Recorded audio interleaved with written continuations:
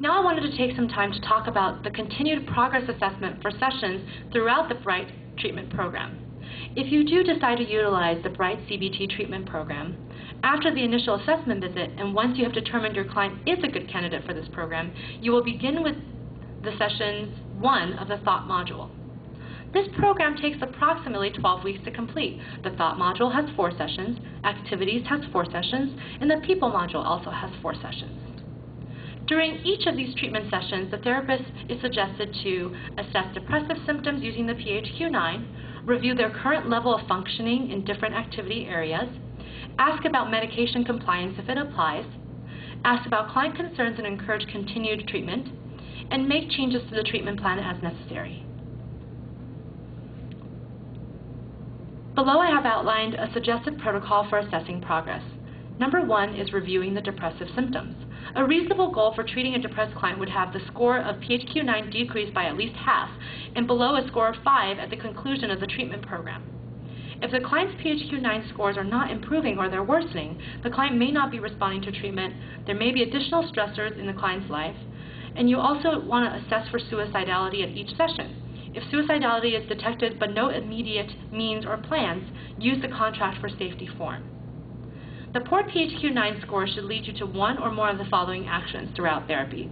Reconsider your diagnosis, consider changing the treatment protocol, or discuss the case with a psychiatric consultant. The second step in the suggested protocol for assessing progress is to review level of functioning. Ask about physical, social, and role functioning. How have these changed or remained the same since the previous session? De-emphasize symptoms, illness behavior, and disability. Encourage clients to return to their previous levels of functioning with their social support.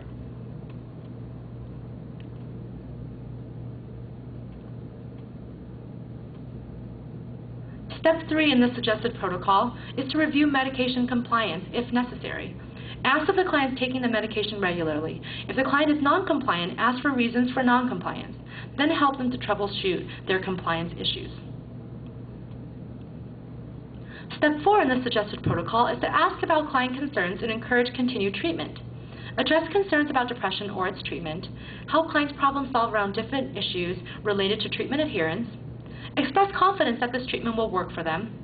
Praise clients for any improvements or efforts in successful problem solving. And address concerns about the therapist-client relationship. And finally, the last step in the suggested protocol for assessing progress is always being open to making necessary changes in the treatment plan. Consider recommendations to prescribing doctor about their medications regarding changes in the dose, the timing, or the type of antidepressant. Consider increasing the number of follow-up appointments if necessary, and consider getting a psychiatric consultation if you run into a lot of difficulty.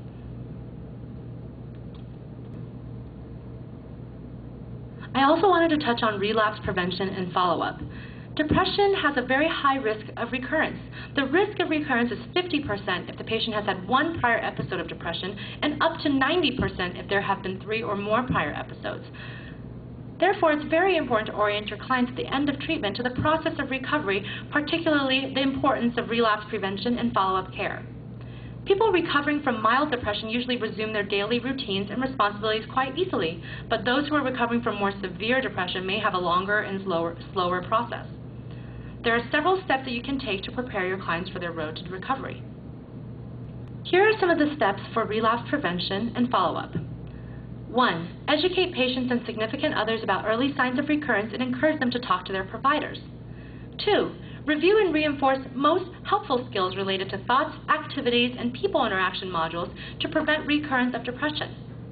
3. Encourage a healthy lifestyle, proper nutrition, exercise, and good sleep habits. 4. Encourage social support and development of meaningful relationships. 5. Coordinate with a care manager to follow up with the client within 1 to 2 months after termination to support the client with their needs. 6. If medication has been prescribed, advise the client to take it until their doctor advises them otherwise. 7. Identify effective coping strategies for managing stress. 8. Make a relapse prevention plan with this client. Finally, I wanted to talk a little bit about consultation and supervision. In Community Partners in Care, therapists who provide mental health care for clients seen in the community were trained in CBT methods during workshops. Before these sessions, the therapists were sent 2 books describing cognitive behavioral therapy and 1 book for use with clients. Following the initial training, the study CBT experts supervised the case for each participating therapist by reviewing weekly audio tapes and providing feedback. Throughout all of this training, therapists were encouraged to work collaboratively with referring physicians and engage in telephone outreach to help clients come to care. We recommend a similar protocol for the training of therapists in Community Partners in Care if you're interested in learning about CBT. If you're interested in learning more about the BRIGHT CBT program, which we've referred to today, please check out the 2nd session of this series, the CPIC Resource for Services Cognitive Behavioral Therapy series. We go into a lot more detail in the 2nd session and talk about examples from the BRIGHT CBT manual. And the full BRIGHT CBT manuals, including the provider workbooks and the client workbooks, are available on the CPIC website, communitypartnersincare.org. Thank you for joining us today. And if you have any questions, please don't hesitate to contact me at judyho@ucla.edu.